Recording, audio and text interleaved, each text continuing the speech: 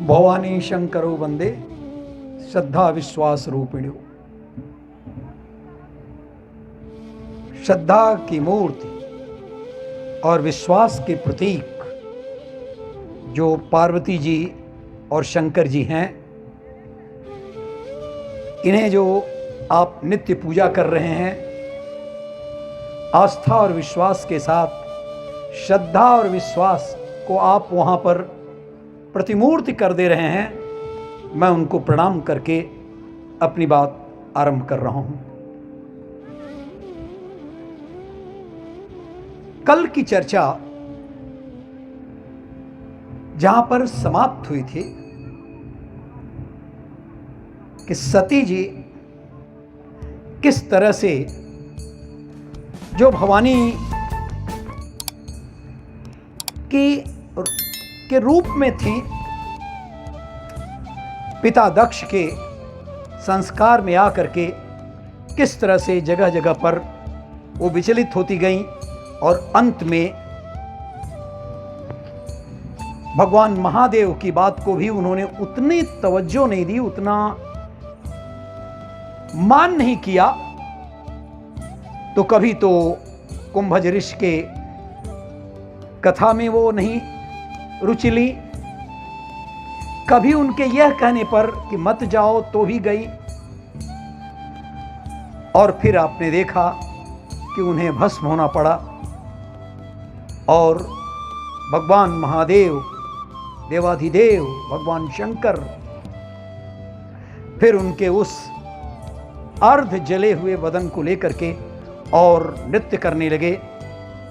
और ये जो नृत्य था, तांडव नृत्य था, उसके कारण 51 जगह पर उनके बदन के अंश गिरे और वो 51 पीठ स्थापित हुए। बड़भागी है ये देश कि जिस देश में 51 पीठ पर हम अक्सर जाते हैं, पूजा के निमित्त जाते हैं। वो माता भगवती, माता सती, इन स्थानों पर उनके अंश गिरे हुए हैं। बात इतनी ही नहीं रही। आपको कल चर्चा किया था कि महादेव जी उनके इस बात पर कि उन्होंने परीक्षा लिया और भगवान राम ने उनको माता कह करके पुकार लिया, इसलिए उनको अब अपनी माता नहीं मानना था। लेकिन प्रेम में कहीं कमी नहीं आई, और जब सती जी भस्म हो गई तो वो उनके विरह में तप्त होते रहे, तड़पते रहे। इसलिए वो कैलाश पर्वत पर वहीं उनके विरहाग्नि में वहीं पर अपनी तपस्या करने लगे। यह उनको पता चल गया था। क्यों नहीं भला पता चलता? दिव्यदर्शी देवाधिदेव भगवान महादेव, उनको यह तो पता चल गया था कि हिमालय की बेटी पार्वती के रूप में सती का जन्म हुआ है। इधर जो आपने कल सुना ही है, उसको मैं फिर हल्का सा संक्षेप में बता दूं। इधर नारद जी पहुंचे, बताया उन्होंने पार्वती से, आपका तो विवाह निश्चित हो चुका है, आप पूर्व जन्म में सती थी और भगवान शंकर आपके विरह में कैलाश पर्वत पर तपस्या कर रहे हैं, उनसे आपका विवाह निश्चित है। और यह बात टल ही नहीं सकता। और महर्षि नारद की बातों को लेकर के उनमें विश्वास करके अपनी माता से कहा कि मां, मैं तो तपस्या करूंगी, भगवान शंकर को अपने पति के रूप में वर्ण करूंगी, वे ही मेरे पति हैं। मां ने कहा, बेटा तुम्हारी ये अवस्था नहीं है कि तुम पर्वत पर जाओ और अपनी तपस्या करो। उन्होंने कहा कि नहीं, मैं तो चाहूंगी। ये आवश्यक है मेरी जिंदगी का।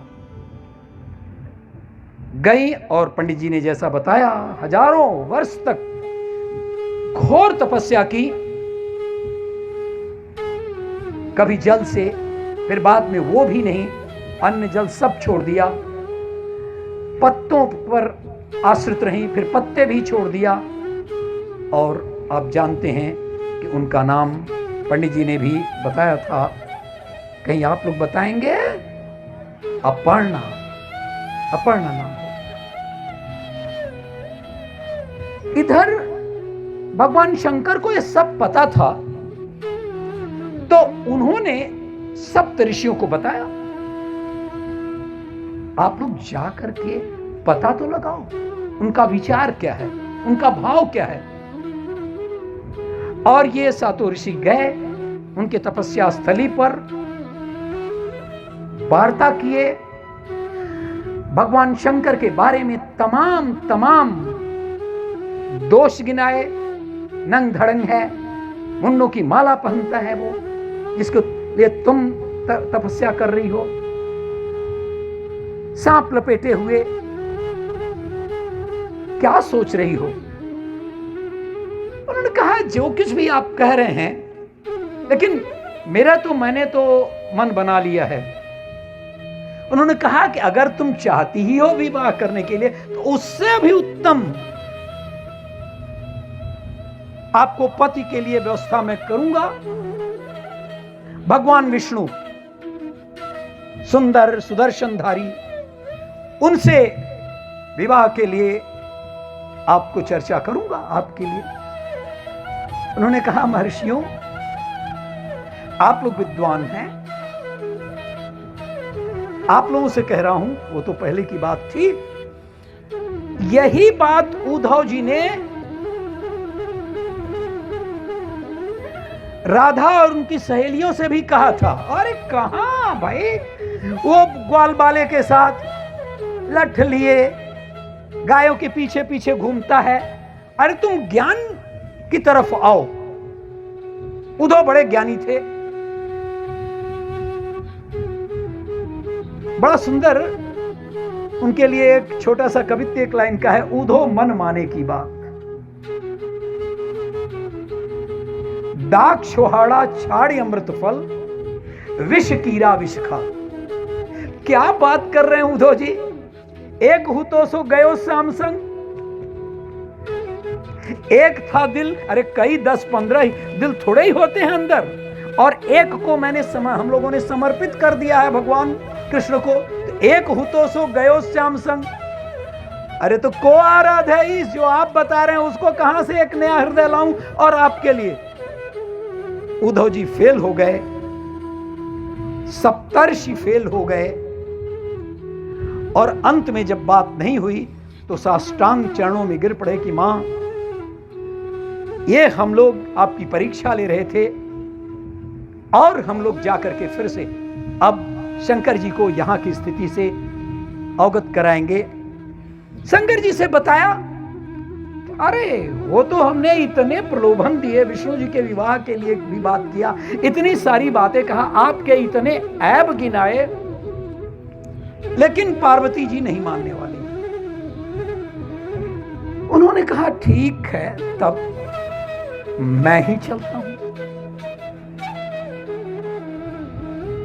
भगवान शंकर ने कहा मैं ही चलता हूं ब्राह्मण के वेश में, पार्वती जी के पास चलता हूं मैं ही। उन्होंने कहा कि अरे सुना है कि आप उस नंग धड़ंग महादेव से विवाह करने जा रहे हो। हम तो त्रिकालदर्शी हैं और हम जानते हैं कि उससे विवाह आपका अनुचित है। क्या आपको सप्तर्षियों ने नहीं बताया? बताया, लेकिन मैं तो यह सोच रही थी कि आप ब्राह्मण हैं,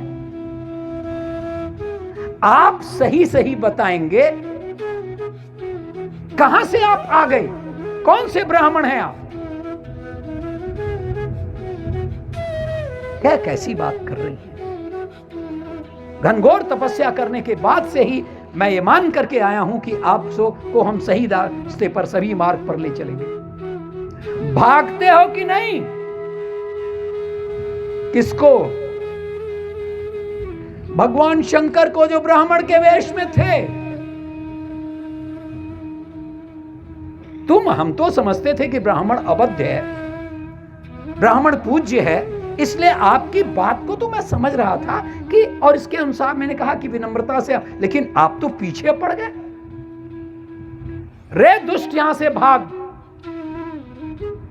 मैं ये साहित्य के आधार पर कह रहा हूं, कोई अपने ड्रामेबाजी नहीं कर रहा हूं। और तुरंत फिर भगवान शंकर अपने मूर्त रूप में आ गए।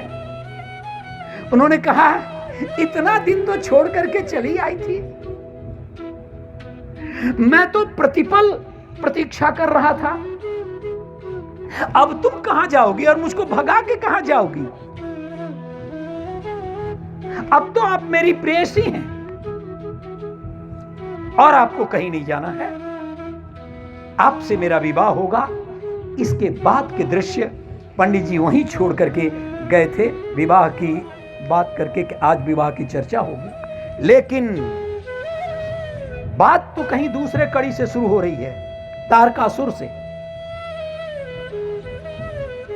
अच्छा, स्कंद रामायण, स्कंद पुराण और शिव पुराण में पंडित जी दो अलग अलग चर्चाएं हैं। एक में शिव पुराण में शिव ने कहा था और स्कंद पुराण में शिव ने कहा था और शिव पुराण में ब्रह्मा जी ने कहा। खैर कोई भी बात हो, तारकासुर को वरदान दे दिया, क्योंकि तारकासुर बड़ा उद्भट शक्तिशाली दैत्य था। उन्होंने कहा कि अच्छा, मतलब बहुत ही घनघोर तपस्या किया। ब्रह्मा जी, आइए ब्रह्मा जी को हम मान के चलें, एक तो मानना ही पड़ेगा, ब्रह्मा जी अवतरित हुए। उन्होंने कहा, क्या चाहते हो? कहा, मुझे कोई मार न सके, मैं अमर रहना चाहता हूं। रावण ने भी कहा था, दुबे जी, मैं काहू के मर ही न मारे, बानर मनुज यही दुई बारे। इन दोनों को छोड़ करके, और वे भी दोनों कब कहे थे? चर्चा ये आती, कथा ये आती है कि उन्होंने कहा कि हम किसी के मारे न मरे। उन्होंने कहा कि तुम चुप रहो, ये कई बार मैं बता चुका हूं कि यहां जो भी जन्म लिया है धरती पर, उसे मरना ही पड़ेगा। भगवत गीता में दूसरे चैप्टर में, दूसरे अध्याय में कहा गया है, जातस्य ही ध्रुव मृत्युर ध्रुवम जन्म मृतस्य च। जो भी जन्म लिया है उसे मरना निश्चित है। तो तुम कहां से आ गए जी? तो उन्होंने सुधारा कि बानर मनुज यही दुई बार, इन दोनों को छोड़ करके, क्योंकि इनको तो हम भोजन करते हैं। तो उसने कहा कि ठीक है, जब आप ये कह रहे हैं कि नहीं मरने का, अमर होने का आप ये दे सकते हैं, तो ऐसा करिए कि भगवान शंकर का जो पुत्र उत्पन्न होगा वही मुझको मार सके, अन्यथा कोई नहीं दुनिया में। जानता था, उसकी चालाकी थी, जैसे रावण को चालाकी थी कि इन दोनों को तो हम खा डालते हैं, ये क्या मारेंगे, ऐसे ही जानता था कि भगवान शंकर का विवाह होगा ही नहीं। उन्होंने कामदेव को जला दिया है, इसलिए इनका विवाह तो होना ही नहीं है। ये नहीं जाना कामदेव जीवित था, अनंग था, और विवाह के बाद से रति ने आकर के वो भी शरीर प्राप्त कर लिया था। तो उन्होंने कहा कि अच्छा ठीक है, अब तो जरूरी हो गया देवताओं को, क्या बड़ा त्रासदी देता था, बहुत बहुत ही त्रासदी देता था। उसने कहा ठीक है, अब किसी तरह से भगवान शंकर का पुत्र उत्पन्न होना है। और भगवान शंकर तपस्या में, विवाह के बाद वो चले गए फिर से एक एकांत जगह पर। पार्वती भी उनके साथ थी। उनको लग गया था कि तारकासुर के वध करने के लिए हमारे पुत्र की आवश्यकता है, इसलिए वो कामोद्दीप्त हो गए। और एक ऐसा अवसर आया कि उन्होंने कहा कि ये देवता लोग खोजते जाते थे, कहां हैं, अरे ऐसा न हो चूक जाएं। उसके बाद एक जगह पर, जहां पर कि वो ठहरे हुए थे, पुत्र प्राप्ति की व्यवस्था में, जुगाड़ में, सोच में थे कि ये बाबा अग्निदेव वहां पहुंच गए। अब सोचिए, चाहे देवता हो चाहे मनुष्य, ये स्थिति तो बड़ी नागवार गुजरती है। और वो कोई बंद कमरे तो थे नहीं, पर्वत का ओट था। जैसे ही पता चला कि अग्निदेव वहां पहुंच गए और उनके अग्नि के प्रज्वलन से उनको एहसास हो गया, बाबा शंकर वहां सामने आए। कैसे? कह प्रभु, आपके से उत्पन्न होना है एक पुत्र जो प्रताड़ित देवता हैं, उनके वध करते जा रहा है, उसको मारना है। उस समय उतने कामोद्दीप्त थे कि उनका तेज जमीन पर गिरने ही वाला था। अग्निदेव कपोत के रूप में जाकर के उस तेज को अपने ठोड़ में, उनके अपने चोंच में लगा लिए। किंतु वो इतना अग्निदेव भी उस अग्नि को, जो उनके तेजाग्नि थी, उसे बर्दाश्त नहीं कर सके। गए जाते जाते बर्दाश्त नहीं कर सके तो उन्होंने गंगा में समर्पित कर दिया, जो गंगा सागर है आज। और गंगा सागर में जब समर्पित कर दिया तो वो गंगा सागर के कारण वो जो तेजाग्नि थी वो 6 टुकड़ों में विभाजित हो गया। ध्यान दीजिएगा, 6 टुकड़ों में विभाजित हो गया और समुद्र के लहरों के चपेट में आकर के वो बालू के पास आ गया, बालू के तट पर। अब उस समय ऋषियों की अप्सराएं, देवियां, जिनको चर्चा हुआ है, कृतिकाएं, 6 कृतिकाएं थी। अरे उन्होंने देखा इतना सुंदर, ये 6 बालक के रूप में उत्पन्न हो गए थे और उनके छाती से दूध निःसरित होने लगा, ममता पूर्ण। एक एक ने एक एक को ले लिया और ले करके अपने दूध पिलाई और चली गई अपने स्थान पर, जहां वो तो विहार करने आई थी या भगवान की लीला थी वहां है, और गई। और उसके बाद एक एक बच्चे को ले लिया। ये बात नारद जी ने भगवान शंकर और पार्वती जी को बताया, करे आपका तो पुत्र है, 6 पुत्र हैं। पता बताया कि यहां पर हैं वो। अरे माता पिता कौन नहीं बेहवल होगा। भगवान शंकर और पार्वती दोनों निकल पड़े वहां पर, जहां कृतिकाओं का स्थान बताया गया था, वहां पर गए। पार्वती ने कहा कि ये ही तो हमारे बच्चे हैं, उनके अंतर मन का देखिए। कृतिकाएं आ गई, उन्होंने कहा बिल्कुल सही है, हमें वहां पर मिला था। और उन बच्चों को प्यार से पार्वती ने इस तरह से अपने छाती से लपेट ली, कस के दबा दी। ये ममता का की असीम ताकत, असीम शक्ति कि ये 6 बच्चे चिपक करके एक हो गए, लेकिन सिर तो अलग अलग था।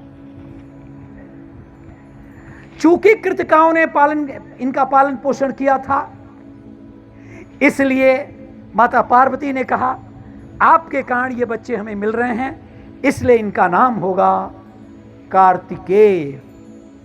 और वही कार्तिकेय को ले आकर के भगवान शंकर और माता पार्वती अपने यहां ले आए। देवताओं का कार्य होने जा रहा है और इन्हीं के द्वारा तारकासुर का वध हुआ।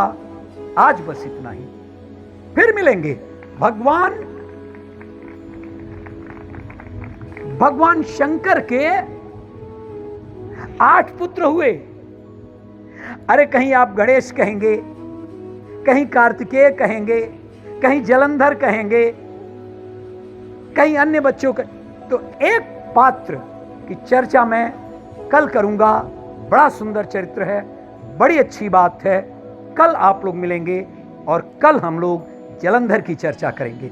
तब तक पंडित जी वो विवाह के संस्कार के बारे में अपने भावपूर्ण रस भरे भजनों के द्वारा रामायण के द्वारा, रामचरितमानस के द्वारा और अपने भावप्रवण भाव के द्वारा आपको सराबोर करने आ रहे हैं। मेरे पास रस नहीं है, वक्तृता है, लेकिन वक्तृता और रस तो इस महापुरुष के पास है।